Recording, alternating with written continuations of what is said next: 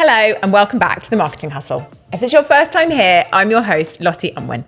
If you love hearing unfiltered stories from bold brands on how they do their marketing, you're in the right place. Today, I chatted to Rob Wallis, founder of MOTH Cocktails, that makes the most delicious cocktails in a can and also the best-selling margarita. We talked about the importance of hiring a team you love who are smarter than you and keeping them happy. Rob's passion for culture literally radiated from him. I really hope you enjoy it as much as I did. This episode is brought to you by Be a Bear. Be a Bear specialise in growing audiences. They believe that the best way to build any business is with an engaged and excited audience. And over the past 6 years, they've worked on strategies to support local startups through to global super brands.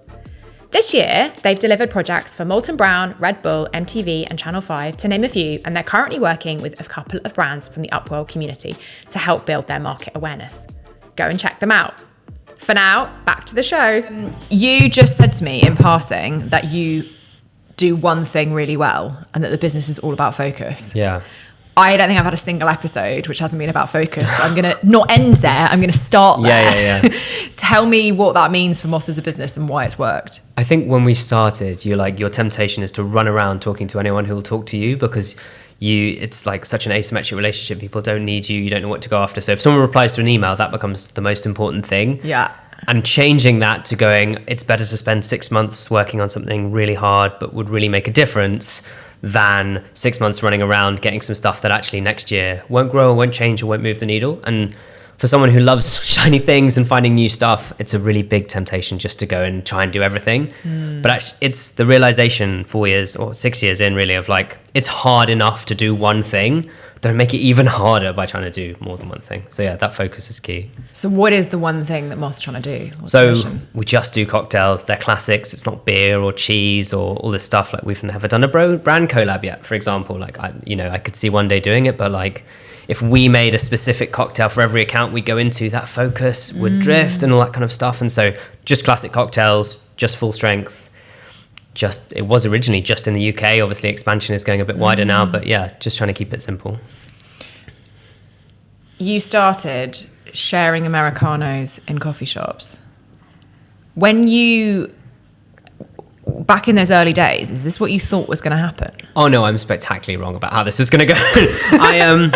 We thought 2018 we did it. We started in little glass bottles. We handmade every single one, and we thought Waitrose was the end of the journey. Like one day we'll get into Waitrose and that'll be it. Like that's the end. And kind of the way it was going with the glass and doing it ourselves and just Sam and I and bootstrapping and no funding and all the rest of it, that's probably how it would have ended.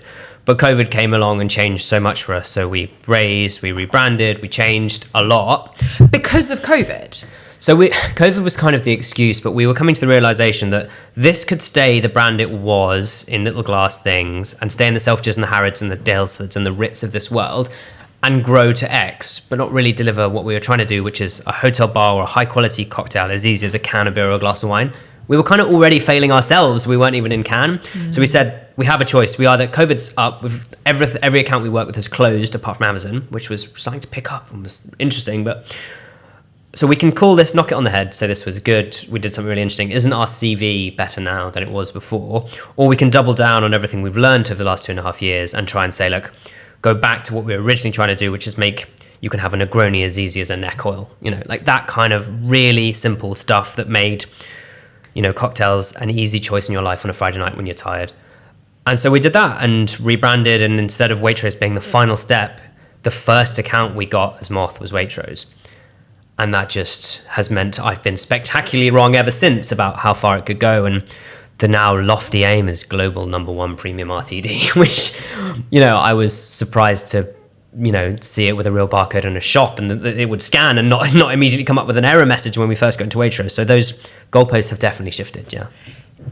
When you talk about that, is there a global category for premium martini, or is this not to undermine your #1? So not premium, to be like, is there actually any #2? I should backtrack a bit. Premium RTD, which is ready to drink. So the whole, and that exists. There's a big ready to drink martini category globally. So ready to drink cocktails globally is one of the very few things that's going well in all of booze right now.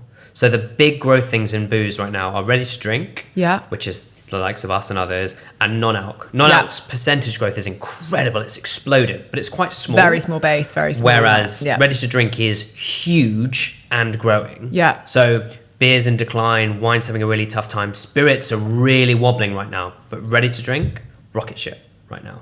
So it's really, really. I am of course biased. All of my bias about how great RTD is. Here. How big? Because I think you make a very good point that you can grow very fast from something tiny to something slightly less tiny. Yes. Is ready, like how big is ready to drink in the context of total alc, and how big is the market? It's a great question that I should know a figure off the top of my head. It's hundreds of billions. Like it's okay. We'll check that afterwards, but it is. Okay. It's punchy. The fact that our listeners are really hanging out for. Oh yeah. Don't worry, we'll bring it to you. I'll write in afterwards with the correction. No, I think the bit that threw me. So the UK is hundreds of millions in RTD. The UK is not the world's leading RTD market. That's the US in terms of consumption. The stat that blew my mind and really excited us about what it could be globally is that the US is 6 times the population of the UK, but the RTD market, ready-to-drink cocktails or ready-to-drink in general, 37 times the size. So the average American, and there are 6 times more Americans, drinks more than 6 times as much. Because they drink it in different times? Because it's just years ahead of where we are, of what's normal and what So our future is smashing. If I had anything more. To do about it, if you can help change AI optimized, ready to drink. The marketing works. Yeah. No, but I think it is really that convenience piece, and the big trend within ready to drink that we're really trying to lead is the premiumization piece. People are very much now looking at drinking a little bit less, but drinking a lot better. Yeah. And that's exactly where we fall into. Of like, if you're going to have one, make it something brilliant. If you're going to have 6, make it something brilliant. But like being much more conscious about that. 6 moths is a lot. I'm not necessarily saying that's how you should spend your Friday. That would kill a small man. It's just the opposite of small man. I'll let you know. But yeah, no. Science experiment live. We won't do that live. But no, I think, so from my perspective, if you're going to, the one drink that we share together should be something great. And it, obviously, from my perspective, should be Moth. But ready to drink and high quality ready to drink is really fulfilling that need right now. Let's talk about marketing. Yeah. And the role it's played in the Moth story. I'd love to hear, you talked about a rebrand. I'd love to hear a bit more of the marketing journey and maybe whether your views on marketing have changed over those years. Yeah, massively. So we started with a brand we did entirely ourselves because we had no money, and then we went to the world's best design agency, so that was quite a change. Sublime to ridiculous. We went to Pentagram, who are just the most amazing people. We had two Pentagram partners work on Moth, which is just unheard of. So one did the sort of the visuals and one did the words, so kind of represents Sam and I. Like, I'm very wordsy and he's very visual, so that was just the most amazing privilege to work with them. These are the people who designed Waitrose, for goodness sake. Like, they should not be working with us, but we're the fun client that brought booze to meetings, so but that process was incredible. And I think as a founder, you can't see the wood for the trees. Everything's important about your brand. Everything's 100% important. And working with Pentagram, they sort of stripped all of that back after we sort of waffled for hours about all of these things. Think, what you really mean, what you really care about is this. And it's the connection that we can have over a cocktail rather than anything else. And we sort of sat there after 4 hours of waffling, and that's where we got to go. That's why they pay you the big bucks, which is so. Also, there's a definite, like, Sam and I, totally different human beings. We have the exact same values and ethics, but the way we get there and the way we think about the world could not be more different. And so the way he thinks about marketing and the way I think about marketing are the polar ends of the spectrum. And in the middle, you get something that works quite well. So he is so careful of brand and detail and the longevity and building this beautiful thing. And I'd love to sell stuff. And you need both of those for great marketing. Yeah. And so somewhere in the middle, you get something that works commercially, but looks beautiful and builds brand in the long term. We're very fortunate that our chairman is an ex-CMO.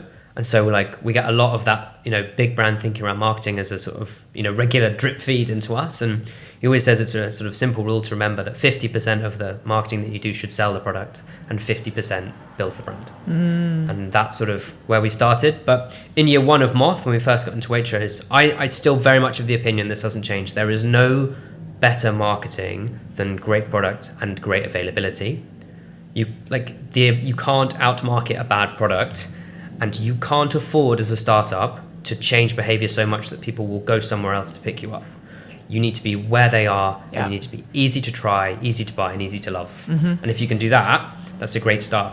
Now we're at much more availability. We're in nearly 4,000 supermarkets, thanks to, not me, as we were talking about before, the team doing an amazing job of, we're in a huge amount of distribution, so we can start to play with bolder, out of home, and all the rest of it. Yeah. How did you get Pentagram to do it? It's genuinely, I don't know. We went to them because they'd never done a ready-to-drink cocktail. And so we went because there's a set of rules for the category. When we started, it's 250 ml, it's 5% ABV, it's full of sugar. No one tells you what's in it because you would not want to know, and it's nothing like you would get in a bar.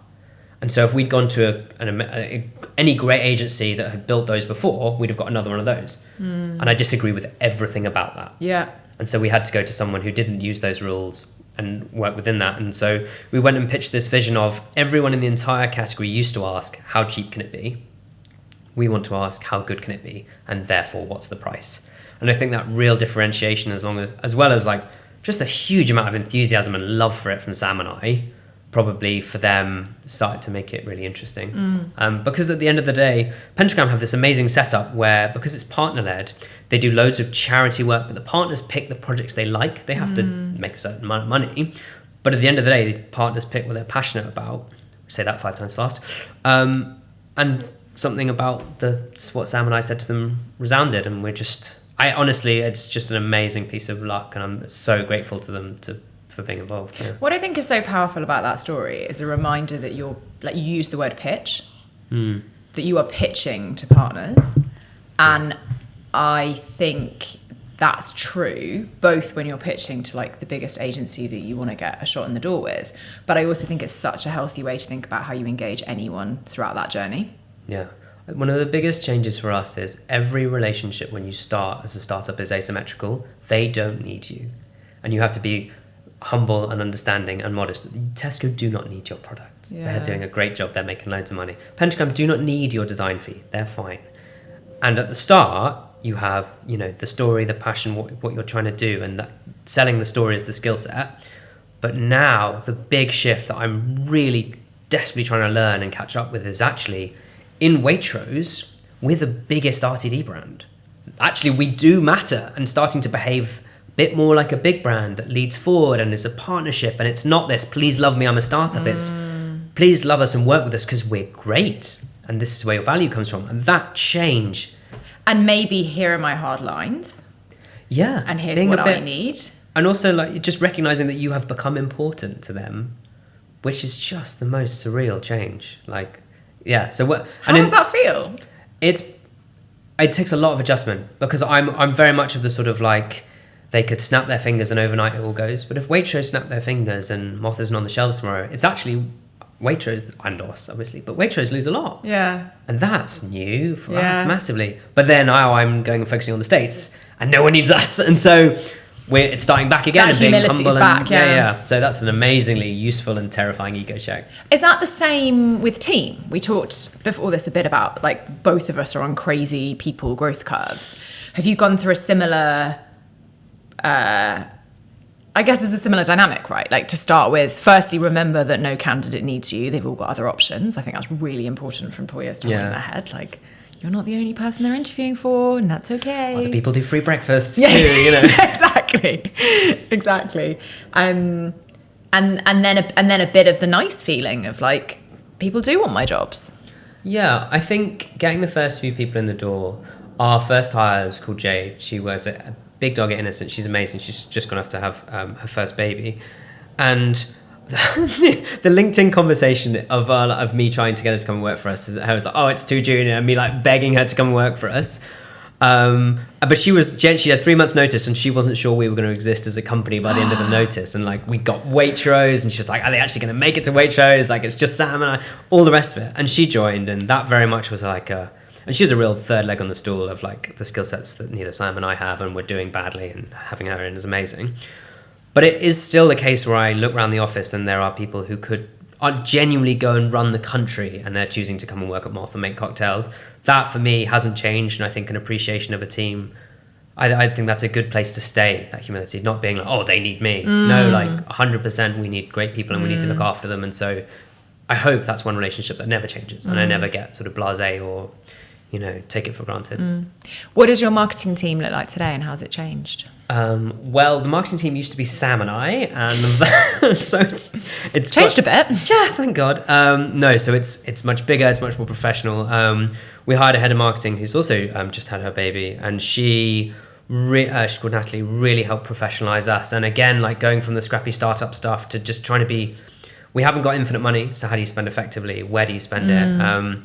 So that piece is really interesting, and building out that team with specialists as well is really interesting. Like we're now hiring shopper marketing and specifically on trade. And the big piece for us, like digital business is really important for us. We have a big D2C, and a lot of the places that probably you first see MOTH might be in your Instagram funnel, but channeling you towards D2C. But actually, like every D2C ad helps grocery, helps on trade. Absolutely. And learning that halo effect that's so hard to measure of like, because the departments of MOTH are so joined up and it's really one team, like everyone's marketing everyone.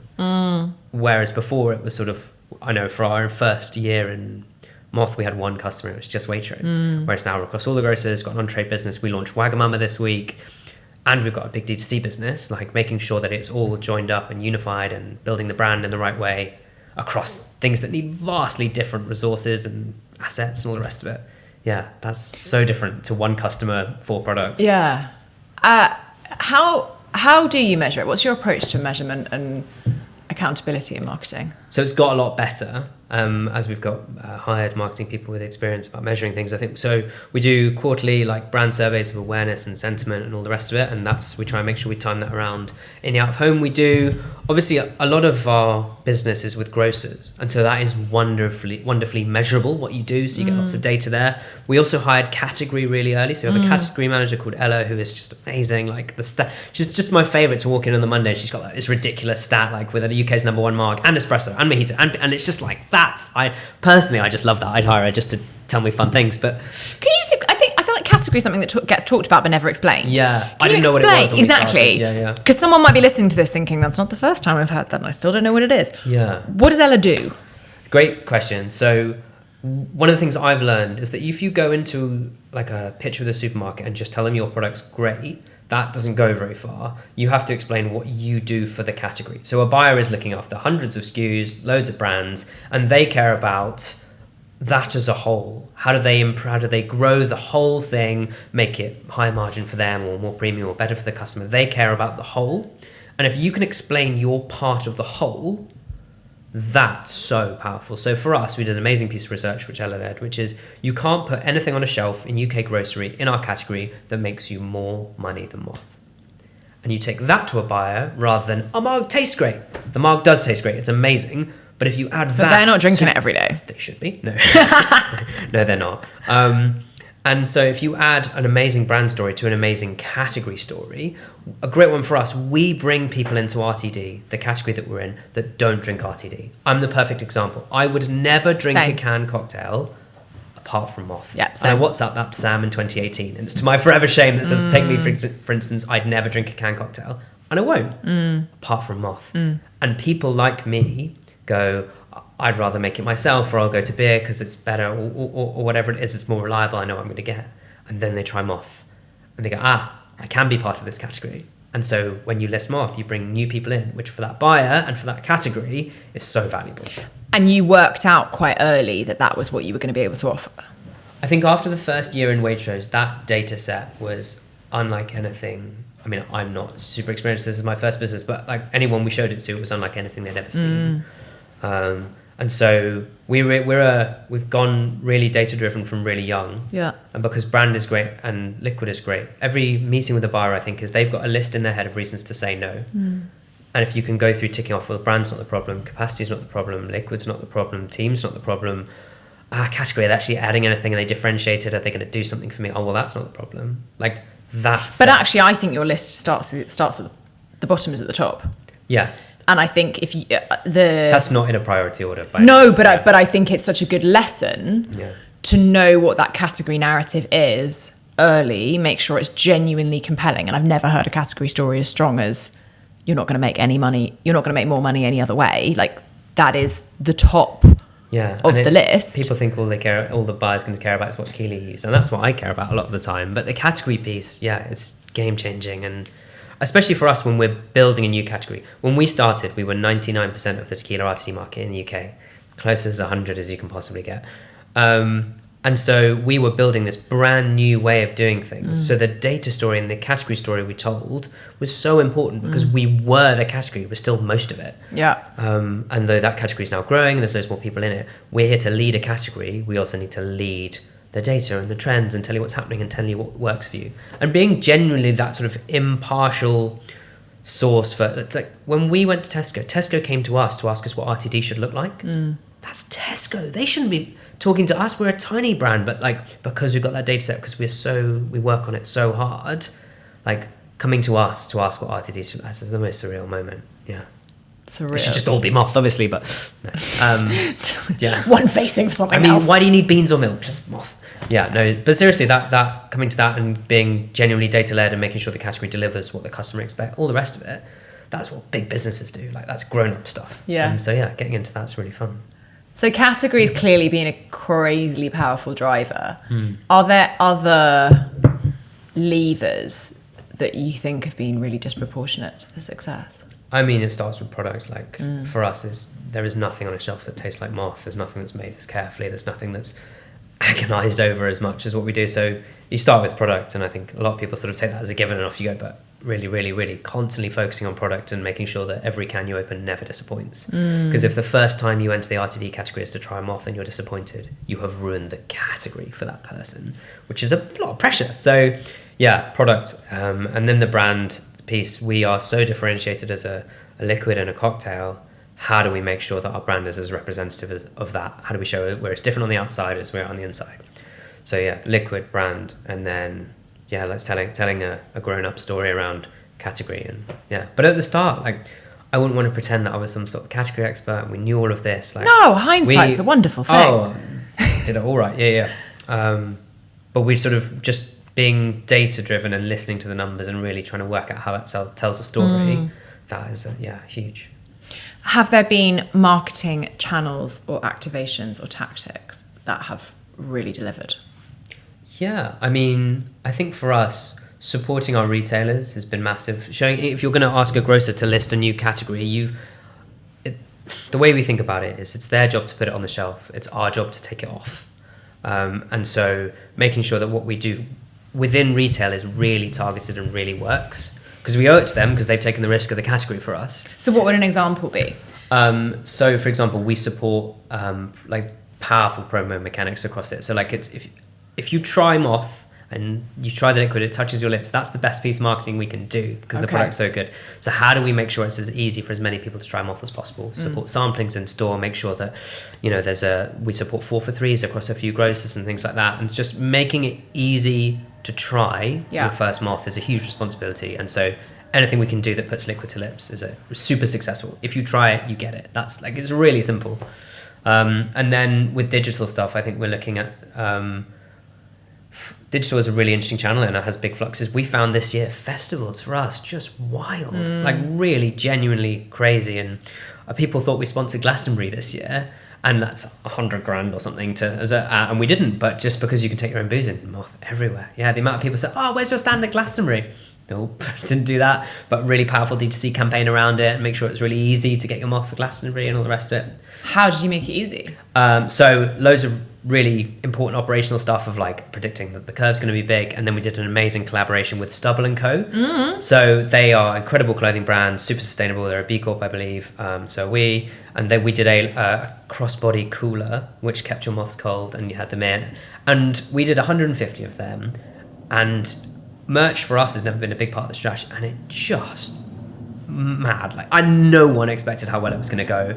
And we still get DMs now like, when are they coming back? What are you doing? And so, yeah, that was really cool. A lot of them went to influencers. We had a good influencer strategy around that, yeah. But honestly, linked to Glastonbury is like we now know is our biggest week for D2C outside Christmas. Like, who knew? But yeah, listening to that, responding to it, and making sure that customer feels, a good reason to come back to us. Yeah. What I think is so refreshing about the way you talk about marketing is that you own that your marketing is price, place, like it's the 5 Ps. You're going through the textbook stuff of what is the price, who are the people involved, Where's the place it's going to be distributed? Brain dead. But promotion is the fifth, which is like your Instagram feed. And when I normally ask this question, founders will say to me like, oh, I'm not really into marketing, I do the other stuff. And then they'll go on and talk about all the stuff that's marketing. But they'll not like, they'll label it as something different. They'll say like, oh, this is operations. And I love that you acknowledge that the right promotional plan and getting the right distribution is the marketing that's going to matter. I think and product, there we go. There we go. You think product's quite good. It's really important. Begins with P.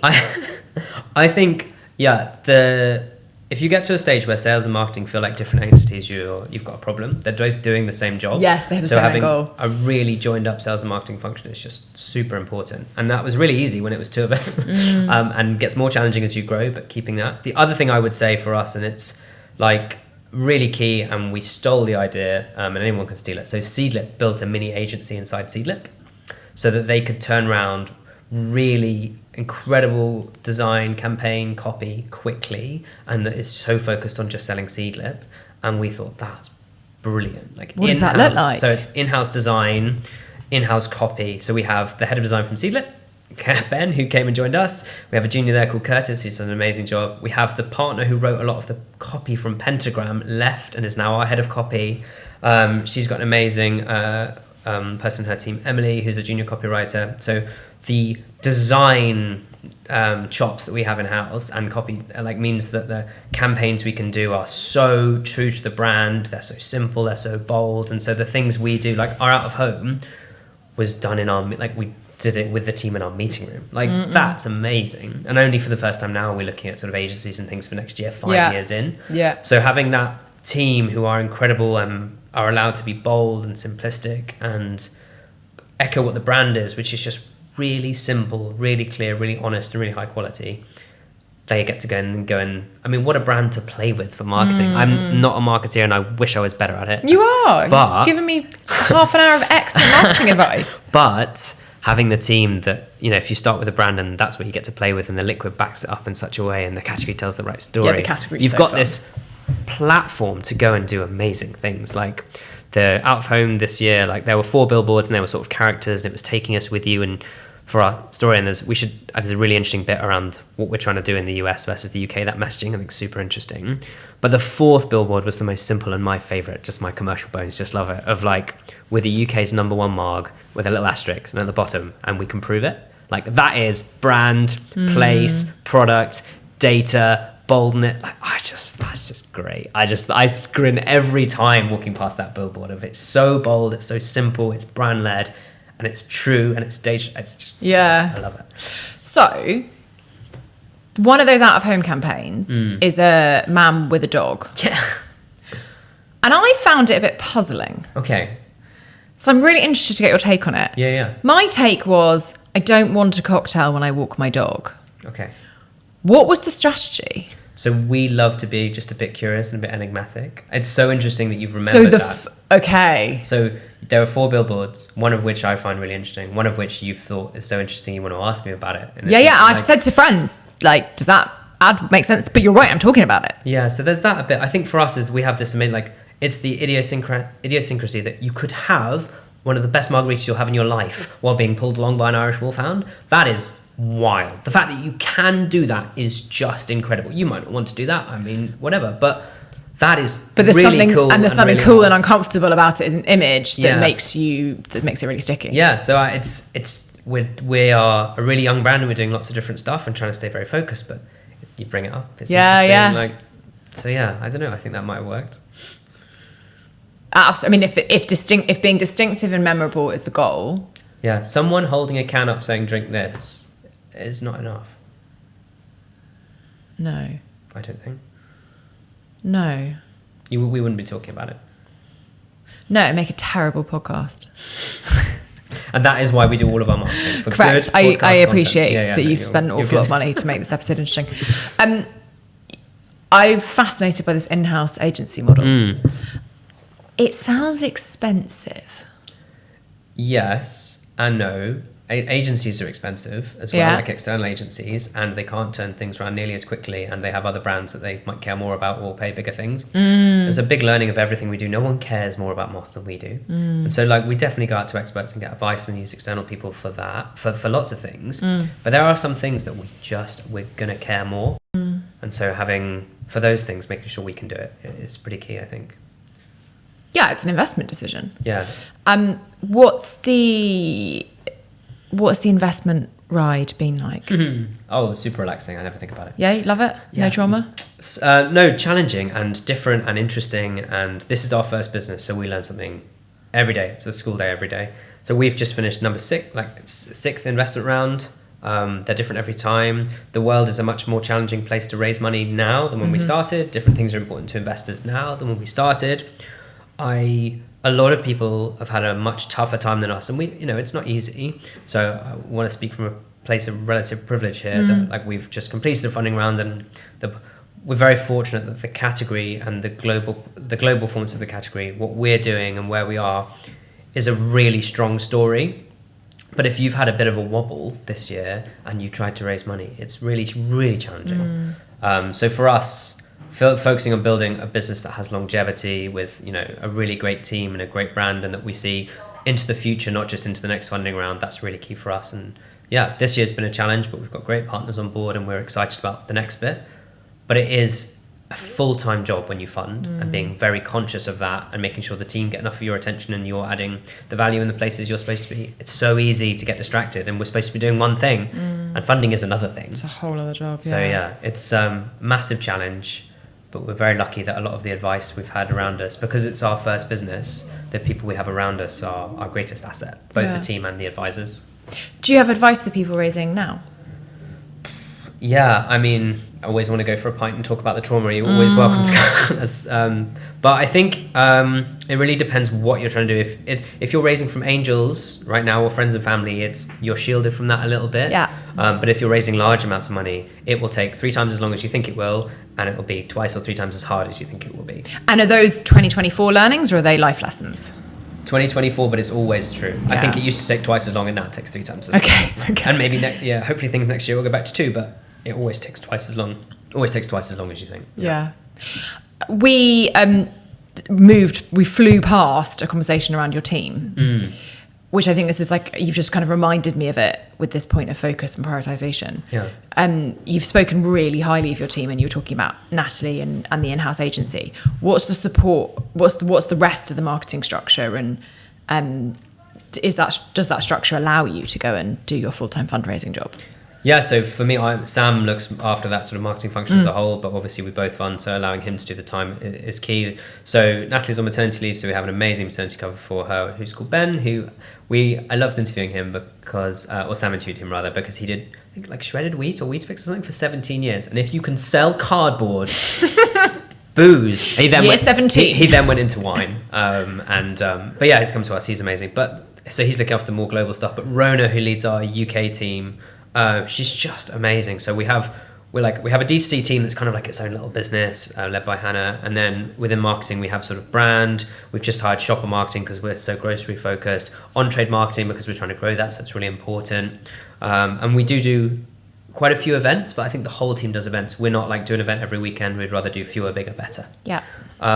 So I think we're now at the point where we've built this team out. They've grown massively this year, and I feel really confident that they're the right unit to go and do it. But again, just giving them the power to say no to things, I think is the most important. Because if you say yes to everything, you'll fall over tomorrow. So letting them have lots of autonomy and trust, and saying, I no longer, like, loads of cold stuff, like emails and things come into me with opportunities and stuff, and I don't decide those. I give them to Rona. And however much I want to do it, I might think it's great, or it might be my best friend who wants to do it. She decides with the team. I don't decide that. And so giving the trust and autonomy to do it. And she's repaid that trust a million times. She's great. And what an amazing way to lead.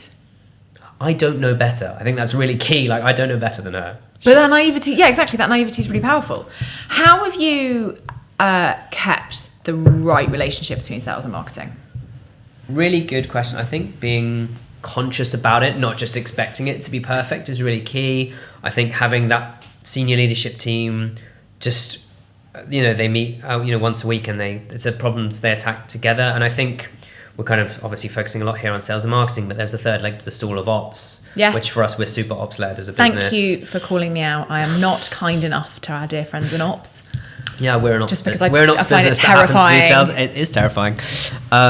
So yeah, that unit of a team, I think, is that those personal relationships, how it works. Like we've got an offsite next week because we're just so focused on trying to get that relationship right and making sure they feel like able to lead and work together and all the rest of it. Because when Sam and I did it with Jade, and there were 3 of us in an office, and you could share a big sandwich, that we're all in this together, it's all one department, really, that's so obvious. At 40, it's not obvious. Yeah. So you have to make sure that each team feels so together and integrated, because you can't sell product that doesn't exist. So if ops don't make it, what good's your marketing?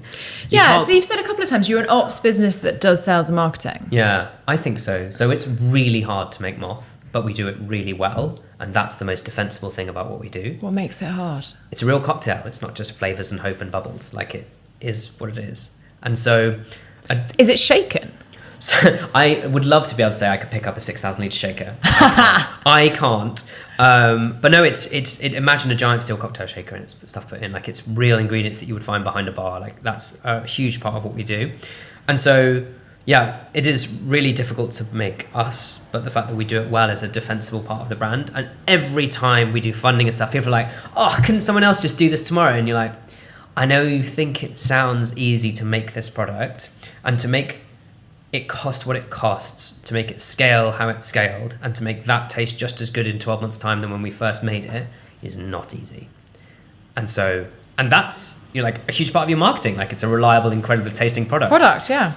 So yeah, ops makes the marketing, sales do this. It's all the same. Yeah. How have you made the ops so good? Hired Jade, that was great. Yeah. I think the first hire one person. Yeah, and then keep hiring. And then hire her old boss from Innocent to come in and run the UK. So he's the main. Graham's doing a super good job. I think basically we did all the ops for 3 years. So the first run for Waitrose, we went to a third-party manufacturer, and they were so bad we asked them to sit in their office and we'll make it in their factory. Sam and I carting ingredients around and hand labeled the first 30,000 cans because there was no inline label. So like, we made the first 30,000 cans that went to Waitrose, and we'd made every glass bottle before that, and we know how hard ops is.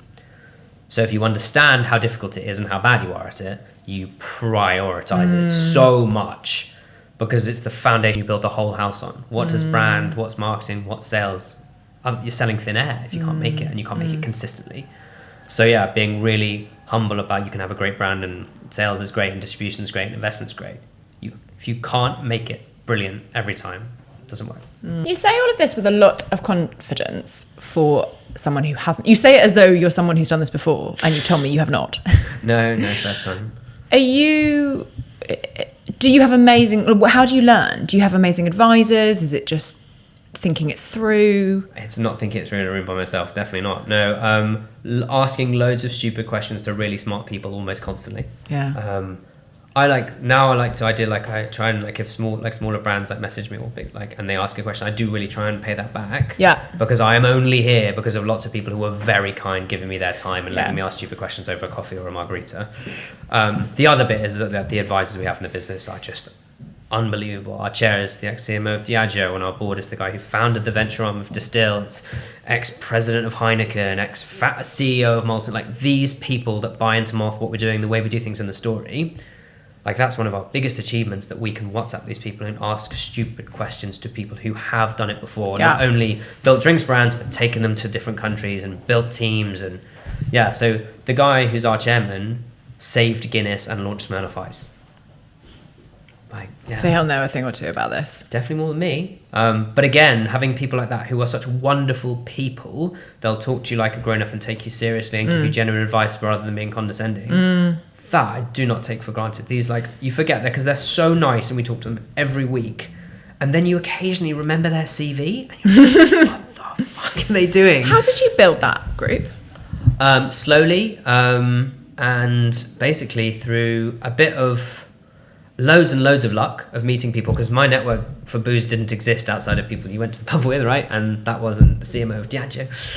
Unfortunately. Damn it. But no, slowly and carefully, and I think of in the same way we got Pentagram of going and talking to people and having lots of conversations and saying, this is the way we believe. I think the way we believe the product should be made and what it should be and the way we should run a brand and a culture does resonate with people. Yeah. And so I think doing that and then backing it up with a great performance of like, this actually works commercially and as a business, that sort of combination of things started to get people in. But people came in really early to the brand. One of my favorite stories, and I hope you won't mind me telling this, is Absolutely the first not. advisor to the brand. We were pitching to an investor who was trying to show off about his amazing network. He's like, I play golf with the CEO of Bacardi. I know the ex-head of grocery for Waitrose. You should give me a special deal, blah, blah, blah. And Sam and I were like, oh, this guy's really interesting. Maybe we should give him a special deal. But we're like, we've already raised some money and we can't give him special treatment because that would mean all the other people who'd given us the money wouldn't get special treatment. And so we were wrestling with this. And I think he got a bit bored and was like, no, like, I'm going to introduce you. I'm going to show you how good I am to the ex-head of grocery from Waitrose. And we met him and he's called Matt. And we said, thanks so much, investor. Probably not going to be able to offer you anything. Hi, Matt, you're amazing. Yeah. But he generally, like, just the loveliest guy with the most incredible experience in grocery. And is a huge part of our success, especially mentoring Sam and I and mentoring the team as well. Of like, but just bringing him in on the journey of it's small, it's exciting, it's, you know, it's focus on culture and quality and all these things that, like, especially people who've been in really big businesses, you'll understand, like, really long for that, like, really solid cultural base and just doing something interesting and being a bit scrappy. Yeah. But, you know, he came in and the performance followed. And so it kind of, in hindsight, at the time, huge risk. In hindsight, he looks super clever for almost discovering us, right? So yeah. Good question. A lot of luck is the real answer, I think. I've gone so many times through trying to find the right advisors, and I asked the question genuinely because I wanted to know the answer, because hearing you talk about the power of your advisors does that thing in my brain again where it's like, this has to be on the top of my list, and it's not. I think it's really, the most interesting bit I find is the advisors we have, some people it doesn't work for. And I think the big problem is a misaligned expectation. You need to be very clear, well, not you in general, everyone needs to be, should be very clear on what you actually want them to do. Because I think a lot of drinks brand want advisors that give them introductions and listings. And you've got to learn and do that bit. You have to do that bit. And if you just want someone for intros, that's not super helpful. If you want someone who's going to grow and shape your business and give you, you know, the experience of having done it before, and if you both want the same thing, there's a win there. Yes. Whereas if you just want a quick fix, or you want something else, or you just don't get on personally, or you disagree about, you know.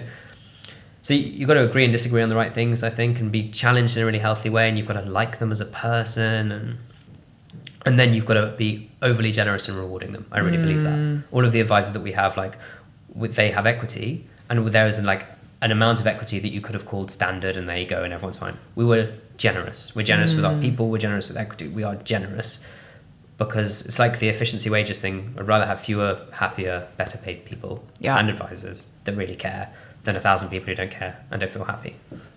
Yeah, no one's winning from that. No. But some people think that works. Well, I agree with you that it sounds very hard work. Yeah.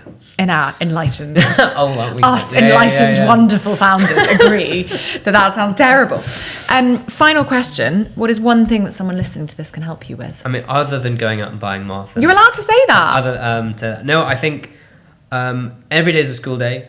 There's loads of stuff I don't know, and especially about the US. So people who have gone to the US, there's a long list of amazing British brands who've gone to the US and either come home with their tail between their legs or not come home at all. And so advice around that journey that is real and not just full of optimism and lessons there. So anyone that's done that or is thinking about that and wants to talk about that, we're in the throes of learning about it. And we look at so many great examples of brands that have done an amazing job and brands who we love who've got it wrong. So that would be great. I think that will happen. I think we can deliver on that for you. Thank you so much. My pleasure. That was so fun. Thank you so much for listening. If you loved the episode, please leave us a review on Apple or Spotify. It really helps us grow and get more brilliant guests on for you. If you want to hear more real insights from the life of a founder in startup marketing, do give me a follow on LinkedIn. I would love to connect. That is a wrap for now. Remember, you can get in touch and let me know who we should interview next.